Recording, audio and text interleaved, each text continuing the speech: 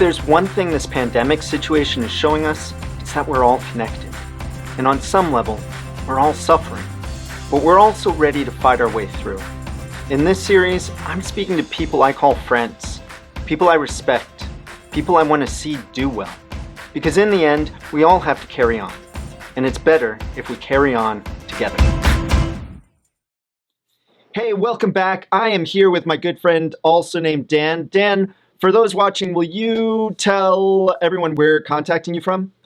Well, so I'm in San Diego, city of San Diego, Southern California, and I'm in a beach town called Ocean Beach. And right now, I'm in the restaurant that is located below my apartment that is ready to be opened up tomorrow.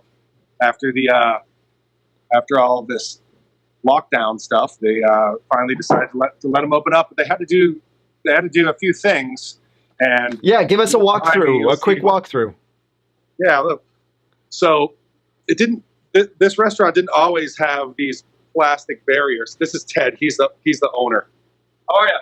Hey there. Hey, Ted. Good luck with the reopening.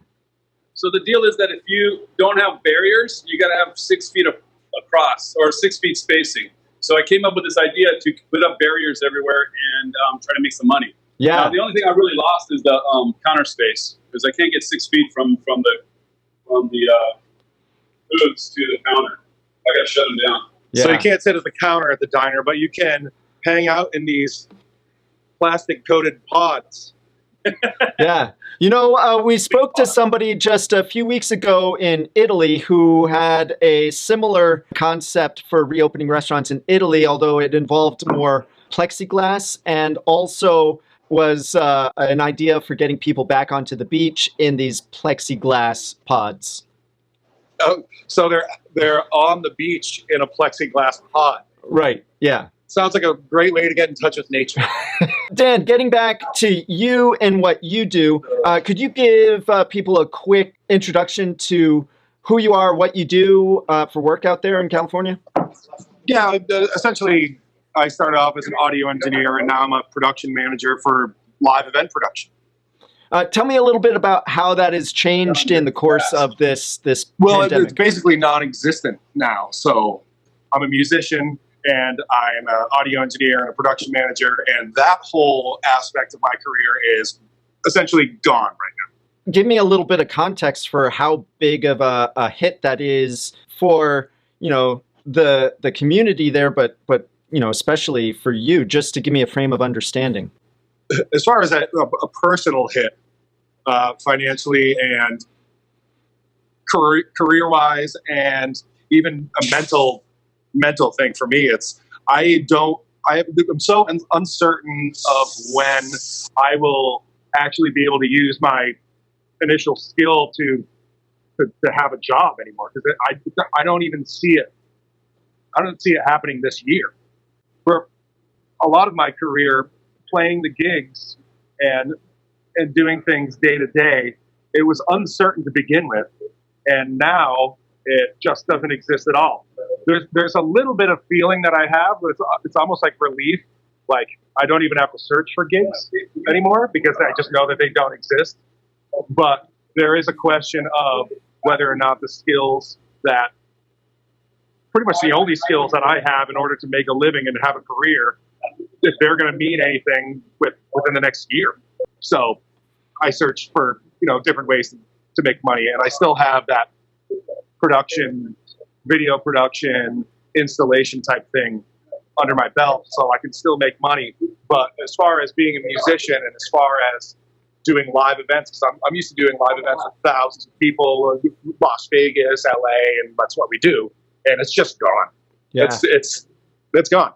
You said that when we had spoken earlier in the week, that you have found a majority of these installations are going to churches and ramping up their live streaming. What else are you seeing across the industry as far as the organizations that are stepping up to live streaming? I'm seeing a lot of so as far as a live event production company, and all of the live event production companies that I work with, there's a little bit of a desperation factor. They're all jumping into that. They're all jumping into the fact that they can potentially utilize their equipment that they already own, and they're probably still paying for. The bank probably owns it, to do live streaming. And then all of a sudden, what you have is a little bit of a surge that is going to make it a little bit harder to be successful in that realm, because everybody's trying to do that now. So at this point, for me, it's who I know and who I've known and who I've made friends with in the industry that has made it easier for me to make money during this time. Yeah. But I can't imagine just dumping money into, say, a commercial or some sort of marketing strategy to tell people that you do live streaming, because it's inundated out here. Yeah. Every single live production company, all they're doing now is creating a set at their warehouse or at their office or at their shop, and they're trying to advertise that they do live streaming. Well, that's fine and good, but if everybody's doing it, then it's just inundated. And also, at the top of it, nobody knows what's going to happen anyway. People are still not really allowed to leave their houses, but they are right now. And this is the first weekend in California where they're opening up bars and restaurants. Wow. And essentially, to me, it's a little bit unnerving to see like people walk around like this biological particle just disappeared, because it's still there. So we'll see what happens. Hopefully we don't have the secondary surge, which would also include the secondary purge, which is, I think, what we're trying to avoid. You said that you're seeing a lot of people coming in from out of town, just heading straight to the beach. Oh yeah, let's go out on the street here. You can see how many people are just even parked out here to go to the beach. There's actually a police officer right there, just kind of like making sure that people don't go too crazy. But if you look down the street here, can you see it? Yep, seeing that. Lots of people. You look up here, can you see that? Yeah, lots of people. Lots of people. And I would say 1 out of 6 are masked. Yeah. Now, tell me, what is your particular approach? Are you... I stay at home. Yeah. I don't fuck around with this shit either. I don't care if it kills me or not. I don't want to get sick. Let's say that things progress smoothly with the reopening. What are you seeing in the weeks ahead? So I don't see it progressing smoothly, because I know Americans don't like to just sit at home. What happened yesterday in a beach town adjacent to the town that I'm in right now was a bar opened up yesterday, and the police had to come down and shut it down because nobody was practicing social distancing. It was packed. And here's the thing, man. The more people drink, the closer they get to each other. Yeah. So I can't see it being initially successful until a few failed attempts. Sorry, I've got my assistant here coming in. Just a moment. What is it, buddy? Well, and I played a different game. Slow? See you guys. I love you. See you guys. Close that door. All right, we're back. So where were we?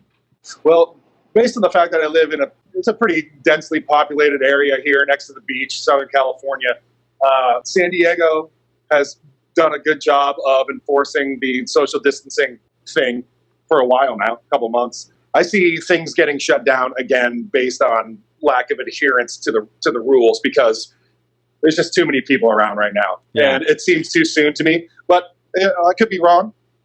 Who knows? I choose to stay inside. One thing we didn't cover before, because this series is related directly to the New Hampshire Seacoast. Tell me, I'm from there. Tell me your ties to the Seacoast.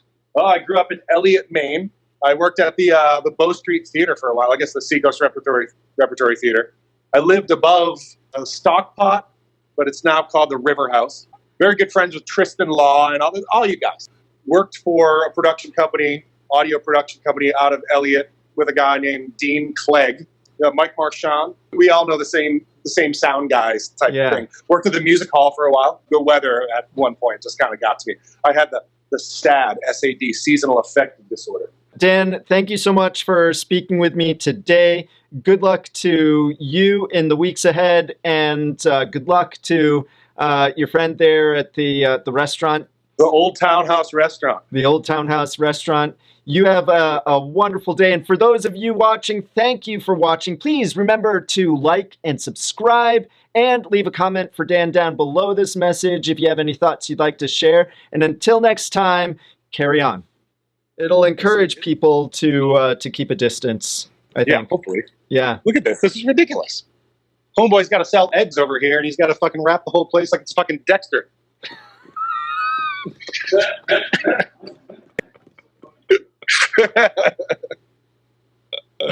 That'll make it into the outtakes. Big time, bro.